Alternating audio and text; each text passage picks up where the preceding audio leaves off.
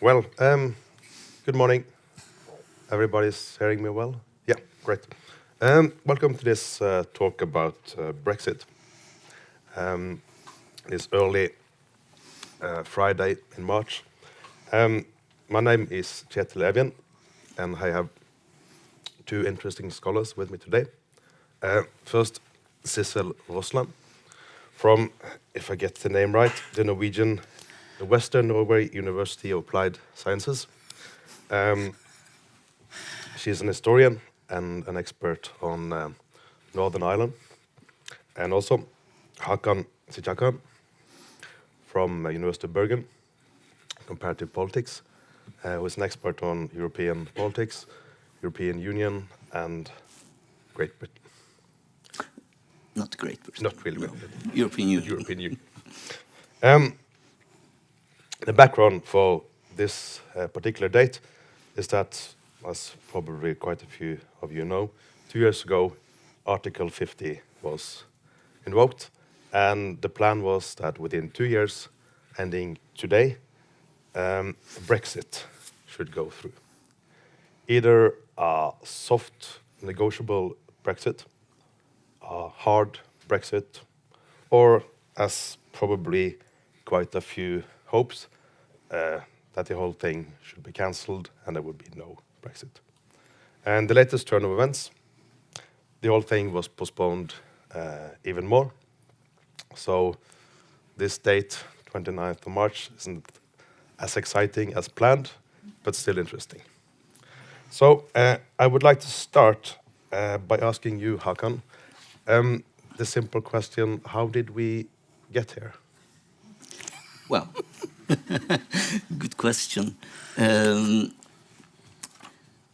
I think it's a series of coincidences rather than systematic causes that were in force here. When you look at what was happening, for example, the whole Brexit campaign, when you look at the two sides, you see that on the Brexiteer side, you don't see any of the traditionally anti-EU organizations, established anti-EU organizations that were campaigning for a Brexit. There were all new formations of actors, alliances in the process. So something happened, something triggered different sections of the society who came together in order to work against the European Union. What was this? We don't know so much about this. This might be interventions from outside, like, for example, global forces that want to disintegrate strong nation states and strong transnational organizations like the European Union. And when you speak about global forces, there are at least three of them. One of them is the transatlantic economic area, where there are a lot of multinational corporations that are even controlling parts of the American political system and economic system. And then you have this Eurasia formation around Russia, China, Turkey, Iran, and etc., that are systematically working against the transatlantic type of globalization. And then you have the Islamic type of globalization that's happening in the Arabic part of the world.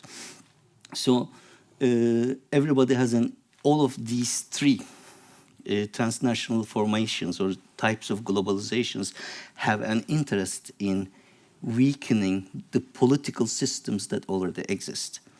So we know that Russia has been, in different ways, or actors from Russia have been spreading false news in social media and etc. in order to have an impact on the election results in different countries. And on the other hand, it's not an unknown phenomenon that the United States of America has been intervening in elections all around the world. And I would not exclude such interventions also in the Brexit process, both in the formation of new actors against the European Union and also in the election process. Yeah, this is the known part of the process. These things happened, but we don't know whether they had an impact. We don't know whether they had, whether these were the causes. When you look at the microprocesses and mesoprocesses, you see that there are a series of coincidences. One of these is, for example, the incompetence of the British politicians concerning the European Union affairs. Everybody is saying that the UK MPs do not understand how the EU is working. They don't have a constitution themselves, and they can form everything by performing politics in the parliament. It's a parliamentarian democracy, and rules are made there. But the European Union is a rule-based political system, and they follow the rules and laws by word. And the UK politicians in this process always assumed that they could make EU not obey their own rules. They could negotiate these already approved rules and laws, but that was not the case. This didn't happen. All the travels by Theresa May to Brussels in order to change the things about the Brexit, extensions and etc., were based on such an assumption. Politics make changes, but in the European Union, no, it's the rule of law, not the rule of politics. This was the main reason, one of the main reasons why things went much slower than it was assumed in the beginning. Why did we come? I talked a little bit about the false news and etc. One of the things is that in British politics, people realized that you could lie. In this, it happened in this process. You could lie. You could come with real big lies without having consequences for this, without being punished for this.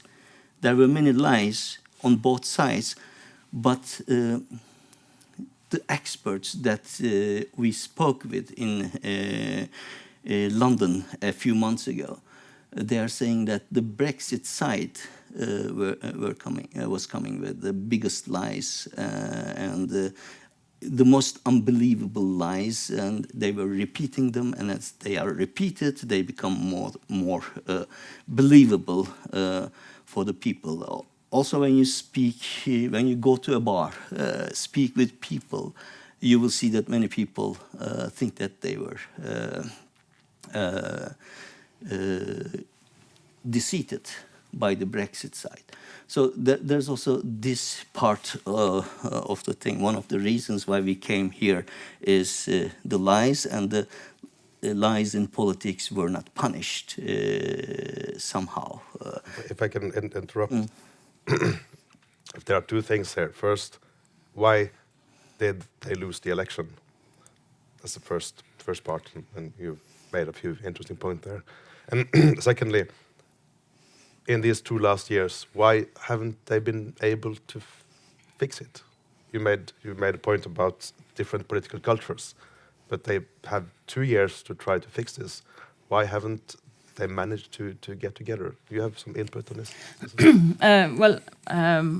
First, I think there is lies in politics, and there's lies on both sides, I think. And I think this story has also to do with the development of the Conservative Party.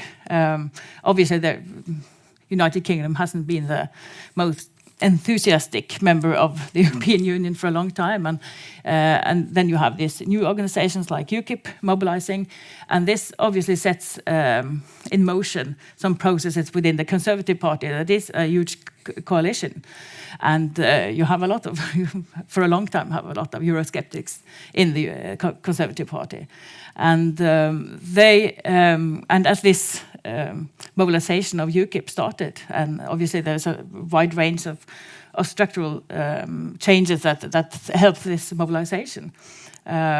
Then you have this motion within the Conservative Party, and then Cameron, obviously, to just settle this issue and just to stop it, decides to have a referendum.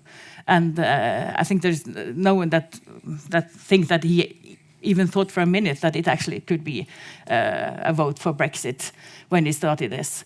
And that obviously, or perhaps at least, also explains why there wasn't any preparation.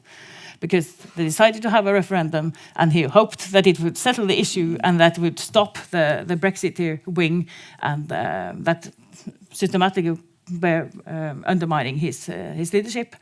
But he was wrong.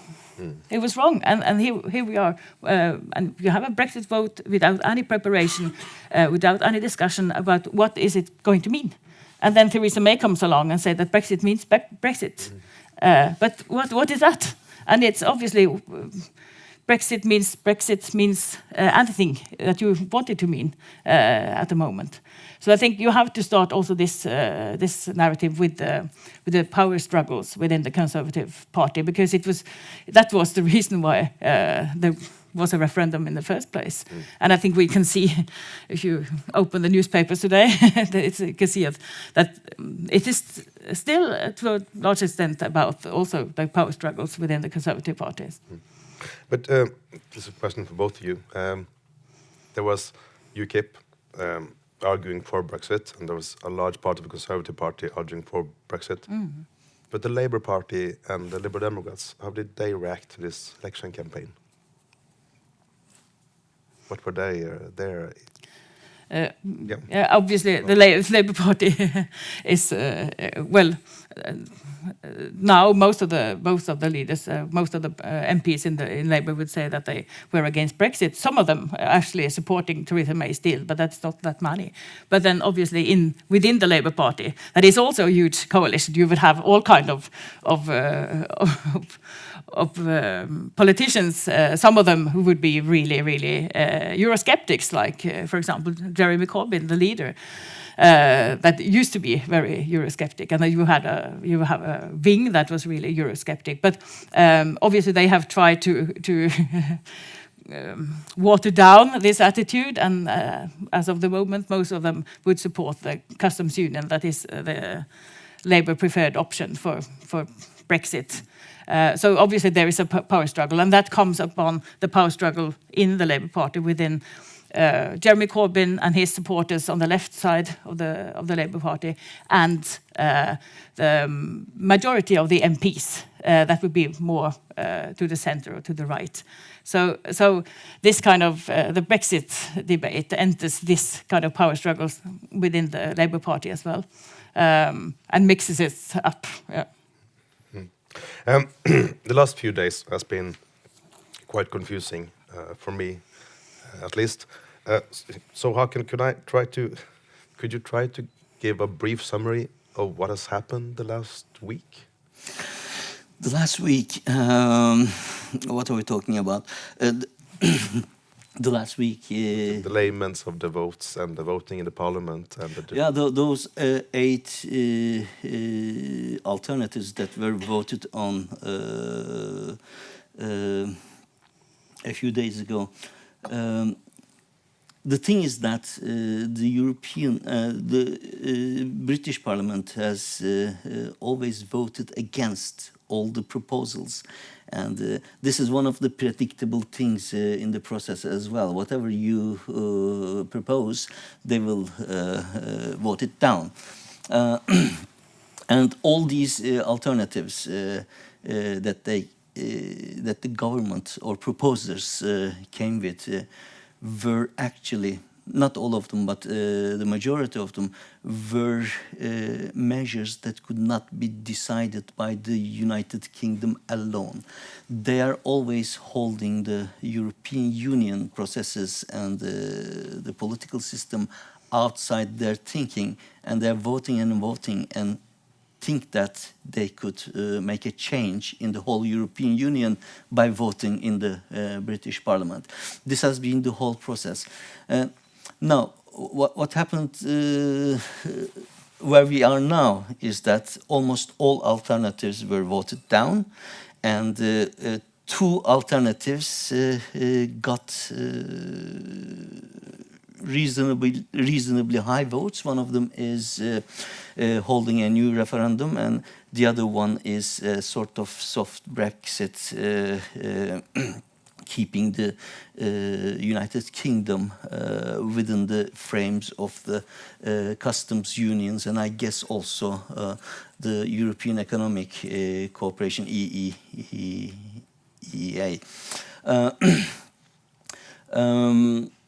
These two things got the highest votes, and it means that they have the highest possibility to win in the future if they were probably presented as one of the three alternatives in the UK Parliament.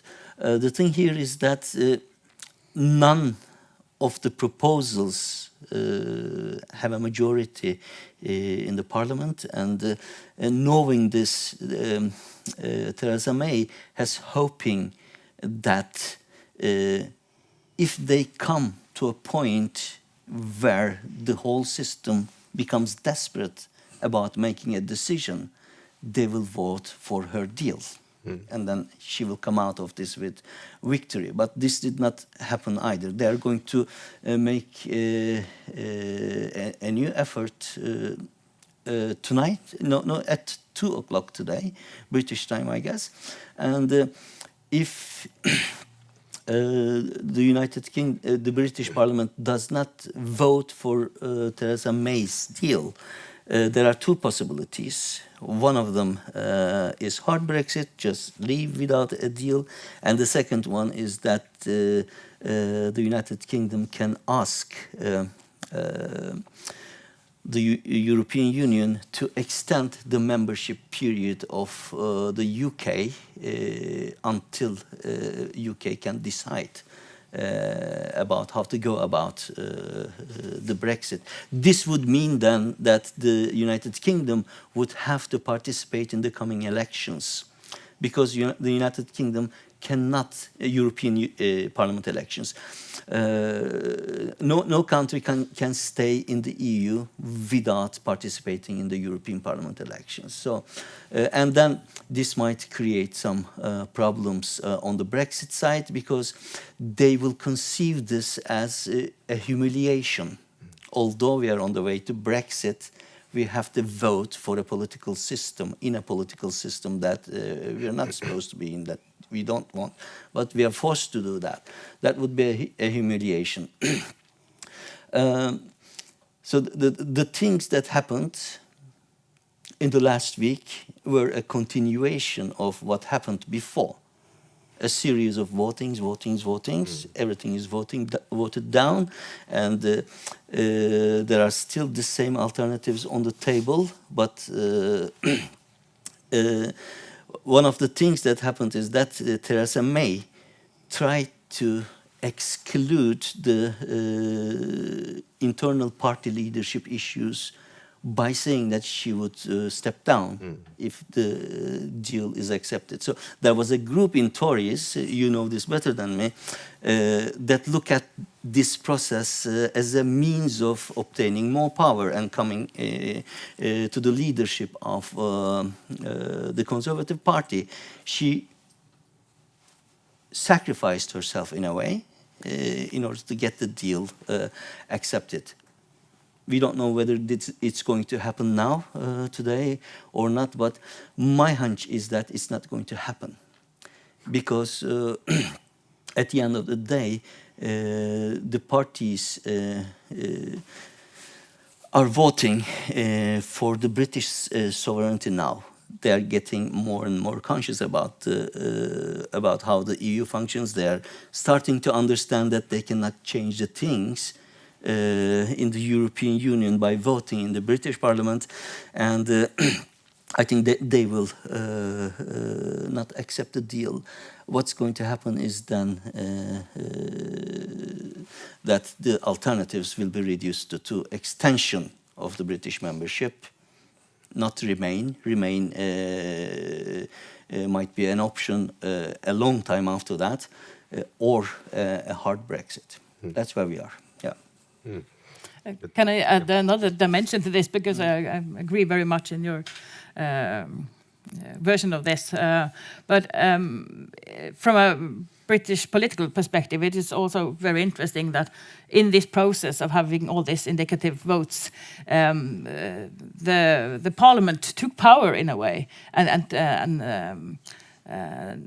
and took the what do you call it, and decided how this was going to be done. And this has been discussed a lot in British media about the Parliament taking power and decided the agenda for this votes. So that's also very interesting in a British Parliament history that this has been done. And I think it says a lot about how important the struggles within the Conservative Party is for this issue, that Theresa May threw her position into the hat and said that if I get my deal through, I'm going to resign. And if you look at this from outside, it's like, what does it mean what does it mean for Brexit that she's going to resign? It has only to do with the struggles within the Conservative Party. It has nothing to do with Brexit or the European Union in a way at all. And then actually she did in a way succeed, because some of the Brexiteers, ardent Brexiteers, decided to swap side and actually said that okay. Then I would support the withdrawal agreement. And obviously they try to create this kind of other types of arguments for their case. Like it was about if we don't support the withdrawal agreement, we have to, then we can lose Brexit. That was the argument. But obviously the fact that she said that she wanted to resign, that means that the floor is open for a leadership debate within the Conservative Party. So I think it's very interesting to see that Boris Johnson, for example, who said that Theresa May's deal actually would make Northern Ireland into a semi-colony of the EU a couple of months ago, now is saying that okay, we'll have to accept this deal. We've had a lot of focus on British politics and the UK. But the other important partner is of course, the European Union. So, Hakan, how does the European Union react or adapt to these 2 years of negotiations and conflict? Well, the European Union must have the best technicians and bureaucrats in the world because they are always so very well prepared. They have even made guidelines about what to do in the case of a hard Brexit. The UK doesn't have it. The European Union has it.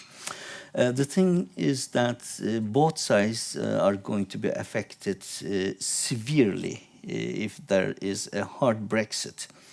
And they are trying to make sure that the citizens individually are not affected negatively by a hard Brexit, by allowing, for example, the UK and the European citizens that are established on each side continue to have their rights, that they do not lose their residence or working rights in the EU and in the United Kingdom.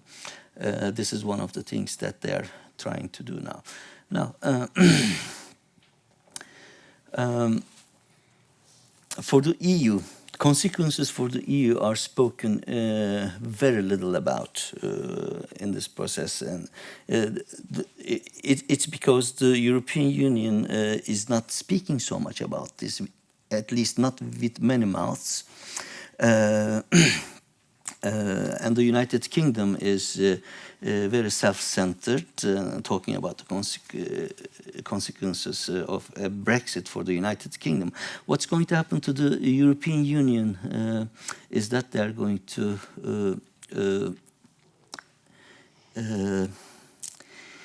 gain a lot of new firms that are moving from the United Kingdom. This process already started a few months ago. The UK firms, or firms that are established in the UK, started the move to European Union countries in order to be able to continue their businesses within the European Union as they are. And as you know, the United Kingdom is entrenched in two political systems. One of them is the European Union, and the other is the transatlantic economic area. And some of the firms are very much entrenched in the European Union system, and some firms are operating mainly within the United States and transatlantic area. So there will not be many consequences for the latter, but there will be consequences for the European Union entrenched firms, and they are moving. Another thing that will happen here is that the integration process in many areas might be strengthened, because the United Kingdom has been a brake on the European integration processes, especially if you look at what was happening during the last financial crisis. The European Union usually responds to crisis by supranationalizing different areas of politics, and this happened during the last crisis as well.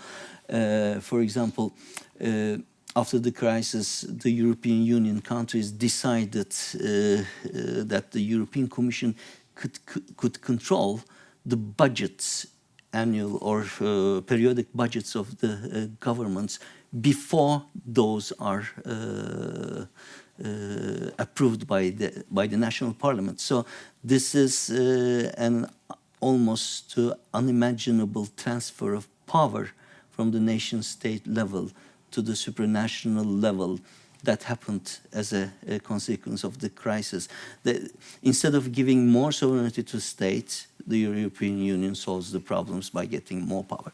I think this is going to, this process is going to fasten, because the UK brakes will be away. And another thing that will happen is in the area of citizenship, collective identity, and etc. I was doing a project that included 16 countries in Europe. This was a few years ago, a 5.5-year lasting project with almost 150 researchers in 16 countries. And we spoke with elites, politicians, party leaders, civil society leaders, and etc. Nearly 900 people in 16 countries.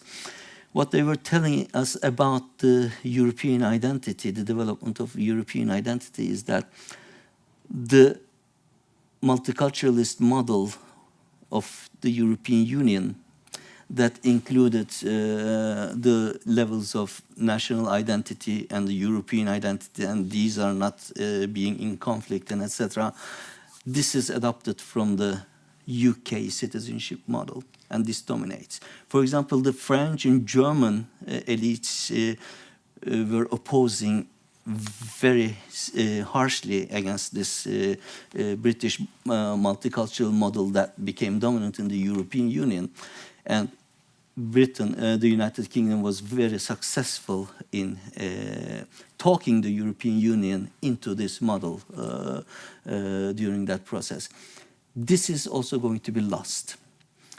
And we are going to have a struggle between the French and German models of citizenship. The French model that is going to force everybody to be European citizens and having European identity, and looking at ethnic national identities as a hinder against further development of the European project. The French citizenship practice and ideal has always been like that. They only accept territorial identities, but not ethnic identities, not religious identities. You are French and you come from a French territory. That's it. And they are going to fight for this in the European Union, whereas Germans are going to fight for the relevance of ethnic identities, which is closer to their model. And none of this is going to win, but there will be that's something that can lead to further disintegration in the identity part of the European Union. These are my reflections for the time being. Yeah. Moving on into more speculations, we are in next weeks or months, depending on what happens, moving into some kind of new territory here. And I would like you to both give some ideas or speculations on both what is the chances of different outcomes, but also what might or might not happen. And 4 rough alternatives. First, of course, negotiate soft Brexit, which is the Theresa May deal. A hard Brexit, that's no deal. A new referendum, maybe even staying in the European Union in the long run. Or a 4th option that's just kind of continuing what we have now. Just new postponements, some negotiations back and forth, and then another half year, another 6 months, another 3 months, another 2 weeks. And I would like you, Sissel, to start. And your area expertise is Northern Ireland, and that's kind of a hotspot for all the things that are not related to Westminster and London, but related to Great Britain as a whole. Yeah. Yep. It's very much related, both because the backstop, the Northern Irish backstop, and it has been very important in the debate, but also because obviously the Democratic Unionist Party has had bargaining power in Westminster because the Conservative government has needed their support. And Northern Ireland got a lot of money out of this deal. And Theresa May wants them to pay back, but they're not going to support this withdrawal deal. And I just want to talk a little bit about this backstop, because obviously neither the European Union, the Republic of Ireland, or Northern Ireland, or Britain would like there to be a hard border in Ireland. Today you can drive. I was in driving past the border in Ireland a couple of weeks ago, and I asked my students to mention when we go over to Northern Ireland, and actually it took several kilometers before we arrived, before anyone could say that we are now in Northern Ireland. So this is a border that used to be heavily fortified, but is now invisible. And it's very important for the Irish economy and for the Northern Irish economy, not the least. So this has been an issue.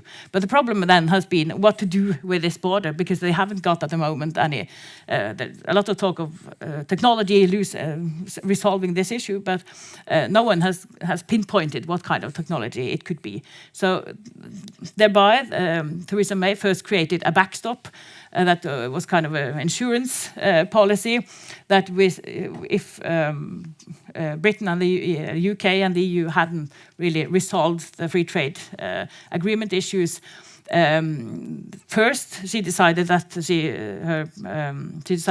Northern Ireland should be a part of a customs union still if these issues hadn't been resolved. But then obviously it was an outcry in Northern Ireland and also within the Conservative Party because this made Northern Ireland something different from the rest of the UK. So then she decided that actually this insurance policy should cover the whole of the United Kingdom, that the whole of the United Kingdom should stay in some sort of customs union until a deal could be reached. But obviously this, in some opinions, this put a lot of power in the in the European Union to decide if United Kingdom were to go out of this customs union. And also some parts still, there's some differences still between how the Northern Ireland plays in the customs union and the rest of the UK in the customs union are. So the DUP says that this withdrawal agreement with this backstop is actually creating a difference between Northern Ireland and the United Kingdom. And for the Democratic Unionist Party, the most important issue is to maintain the union.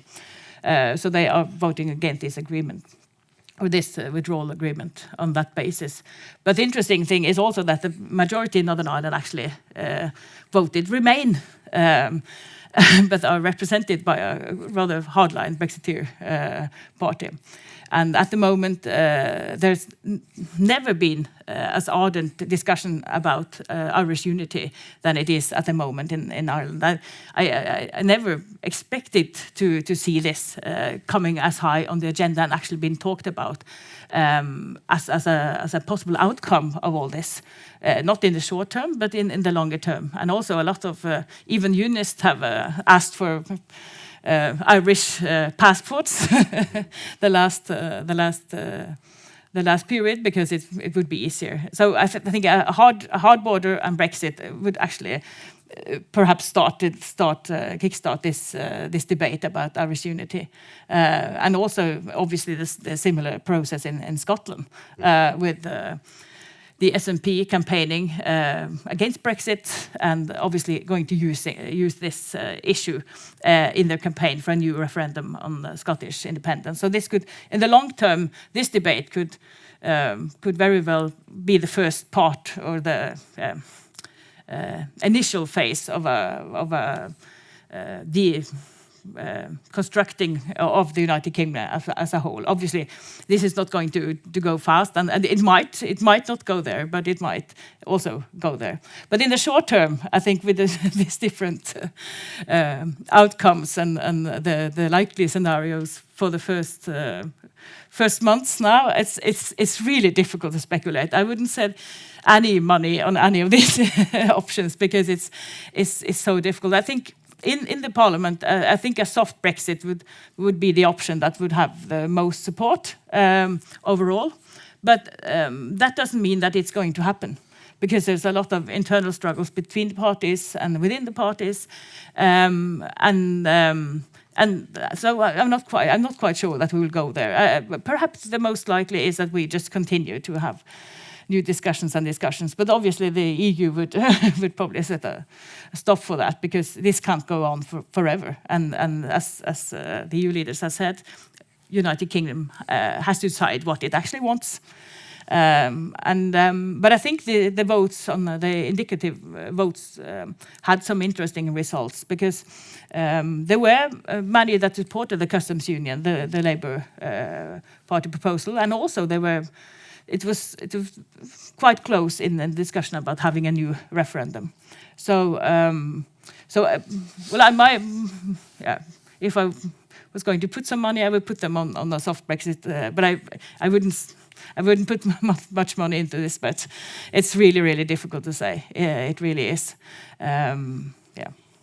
Just is there any real chance of some kind of new referendum that votes to remain, and that just everything just go back to normal? Yes, a real chance of I don't know how many percent. Mm-hmm. If there is a new election in order to unlock this deadlock in the European Parliament, there can be a new referendum after that. But it depends on the change of power as well. But I agree with Sissel's predictions about what's going to happen. A soft Brexit, out of different reasons. A soft Brexit is more probable because the UK economy needs to be, the UK market needs to be within the European Union, and it needs to get its nourishment from the European Union economic system. And they can't afford to leave, actually, and there's a lot of pressure on the European Parliament from the market forces to stay in a way, in any way, within the European Union market. They have a great share there. And I published a book in 2016 speculating a little bit about what would happen in the Brexit process. And also then I prognosed that soft Brexit was the most likely alternative, because the United Kingdom is entrenched in two economic systems globally, and it's not possible because the basic structure, I'm not a Marxist, but Marx has some good points. The basic structure determines the superstructure at the end, and the basic structure is where you're entrenched in the global economic system. And somehow the European transnational capital forces lost the control over the British politics because of the conflicts with other global capital forces in the process. They lost the control, and they are trying to gain it, and I think they are starting to gain that control again. It's a bit too late. I think now Britain will shortly get out of the European Union, either with hard Brexit or with soft Brexit, and at the end, they will end up as a soft Brexit option. Mm. So there's a possibility that might they go for a hard Brexit and then renegotiate into a soft Brexit again? They cannot negotiate before getting out of the European Union, actually, because the European Union law does not allow the European Union to negotiate with its own members about trade relations and etc. After they get out of the European Union, they can renegotiate, and it's also, I think the European Union will accept some sort of privileged status to the United Kingdom within the single market and in the customs union in the long run. Yeah. So a hard Brexit would be temporary, and yes, that's my hunch. Yeah. So, but the last alternative, just deadlock and gridlock, and nobody being able to make any decisions, is that realistic? My impression is that the EU would set a stop to that, because they will not let this process go on forever. I think perhaps some of the British politicians would be able to let it go on almost forever, because it's kind of it's. I think you also have a kind of a debate about political representation at the moment in British politics, and what does it actually mean that the electorate with a slight majority voted for Brexit? I think a lot of the politicians try to explain their choices by guessing what the electorate meant, and sometimes trying to think for the electorate and trying to steer them in what they think are a more responsible situation. But it is difficult for the MPs to decide what to do, I think. And also, if you have new elections, they will be influenced by what the electorate in this will say about their position. And there's a lot of pressure on the MPs at the moment, and I think a lot of them that has tried to avoid taking what some would call bold steps, or perhaps going into compromises because of that they have this pressure from the electorate and from trying to guess what the electorate actually meant. Yes, but one of my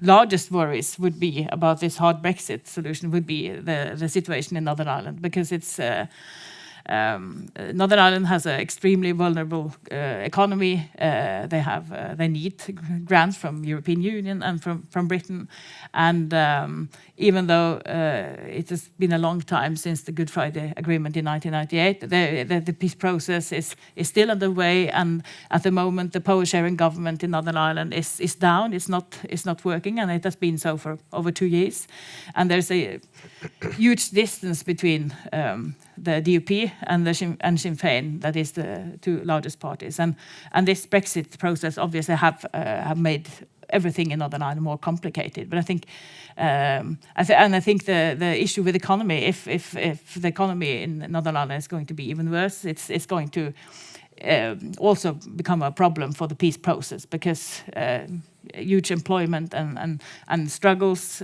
for meager resources could lead and destabilize the process. It's not going to go back to what it was, but it's going to destabilize the process. And also, obviously, when this issue of Irish reunification has come up and become more important, that creates also unrest and fear in the unionist community, which sees it as more and more imminent, and their reaction would be to be even more against cooperating with Sinn Féin, and you have this polarization that would be increased by this hard border. So it's both an economic effect, but it's also a kind of a political mentality effect of this debate. So that is even though Northern Ireland is a very small piece in this puzzle, I think it's the consequences of a hard Brexit could be disastrous for Northern Ireland. I think a lot of people would think, and also there is a lot of pressure at the DUP at the moment, also from organizations and people that used to be their supporters, like the business organizations in Northern Ireland, the farming organizations, are criticizing the DUP policy because they think that they set the economy of Northern Ireland in danger. So there's a lot of pressure, and also actually a couple of weeks ago, some Northern Irish commentators said that the DUP was on the verge of a climb down from their position because they felt the criticism from their own community. But they have fallen down now on this. Not supporting the withdrawal agreement, but I think actually the DUP could in the future support some soft Brexit in the case if there wasn't any difference between Northern Ireland and the rest of the United Kingdom, and obviously with the so-called Norway Plus solution that would solve some of the problems for the DUP. So even though DUP was a hard Brexiteer campaigner in the referendum, I think. A lot of people are speculating that this actually could be their thing that they could support as long as there is no difference between Northern Ireland and the rest of the United Kingdom. Yeah. Thank you. Well, on that slightly positive note, I think we'll end this talk. It's been very interesting and enlightening for me. We open for some questions from the audience. Just want to mention that this whole event is filmed and streamed on the internet. So just questions will also be streamed. So please use the little blue big microphone.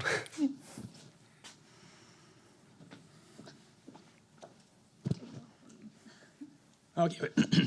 So about the original question, like how did we get to Brexit? There are two things I feel you didn't mention, but perhaps are also important. And the first is Cameron's austerity measures at the beginning of his government, and how that, so to speak, made the conditions for the working class in the UK worse off. And we can see sort of a correlation between which areas of UK most supported Brexit and which didn't, can correlate with where was the consequence of austerity worse. The second aspect is actually the Scottish referendum in 2014. So 1 year before the general election, where Cameron promised a referendum on EU, and then also in 2 years prior to the Brexit, where what happened was that Cameron's tactic to win, or strategy to win the Scottish referendum, this so-called scaremongering tactic, worked more or less fine. Like, you know, if Scotland leaves UK, you will leave European Union, all will be, you know, hell will break loose. It worked. So there's this confidence arising from that, which, you know, and then since it worked once, why not suggest this referendum as part of and promise for the general election, which he didn't think he would anyway win majority of. So I think those two aspects, and then he didn't consider the consequences of austerity for the Brexit vote. So I think those things should also be mentioned in like the narrative for how did we get here. No, you're exactly right. It all started with Cameron, and he didn't expect to win the election and have a majority there, and he was expecting to have a coalition with Liberal Democrats actually, and then expecting the Liberal Democrats to stop him from organizing a referendum, and he was surprised to get a majority, and then he would have to hold a referendum. But before doing that, he tried other things. He went to almost all the European Union countries and tried to at least get an agreement about stopping the intra-EU migration into the. This was as a compensation for the. For compensating the consequences of the austerity measures. If you reduce immigration into the United Kingdom, there would be more available jobs for the people, and then people would probably feel better about the conservative rule. But the European Union, of course, refused to make any exemptions from one of the main pillars of the European Union ideology. It's the free movement of people within the European Union. They refused this, and then he went back and he had to hold the referendum.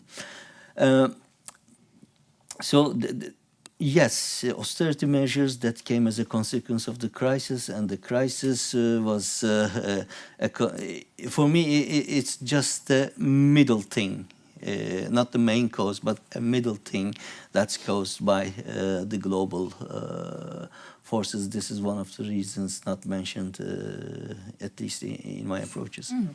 No, I agree with you, absolutely, and I think this idea of and this experience with the referendum in Scotland that influenced the strategy on the referendum on the Brexit. I think that is important. And also you had a referendum a couple of years before that on the alternative vote. That was a pet case of the Liberal Party that wanted to change its first past the post.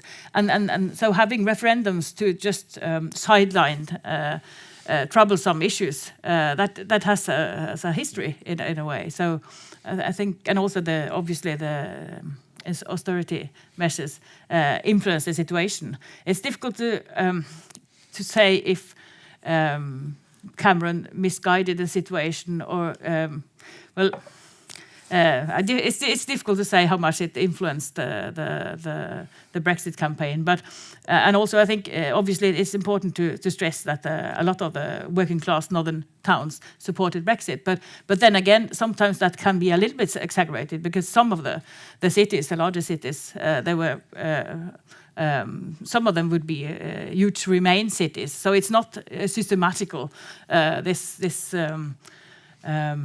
tendency towards working class towns and cities supporting Brexit. So it's there are other dimensions as well, I think.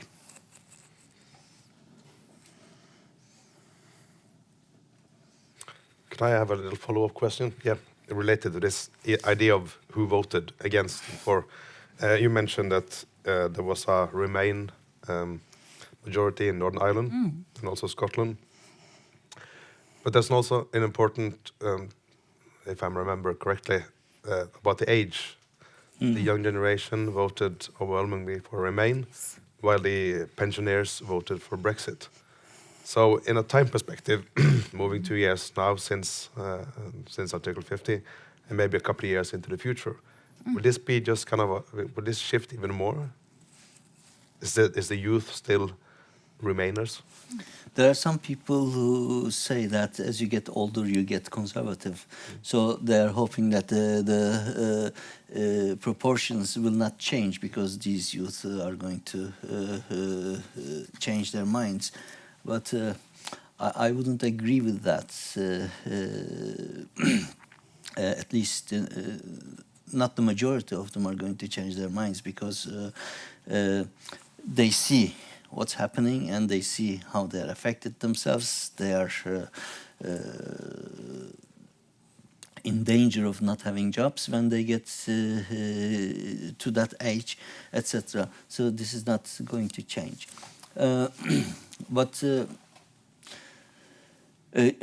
looking at who voted for Brexit and who didn't vote for it, today's arrangements towards Brexit is a big injustice to be done for the young generations, for Scotland and for Northern Ireland as well. The Brits and the Welsh, they are going to leave the European Union with the votes of the old people in Britain, in England and other places than where they live. So I think one of the dangers of this is that further disintegration of the United Kingdom, a hard Brexit or any kind of Brexit that doesn't allow the UK to use the single market will result in further disintegration. And this is the opposite of the objectives of the Brexiteers, actually. They want to have a sovereign, big, imperial United Kingdom, but it's going to dissolve. Can I just add to that? Because I think this age difference in the referendum, it's very interesting, and I think that's one of the reasons that you can see that it's not only about economy, it's not only about class, because vast majority of the younger population voted to remain.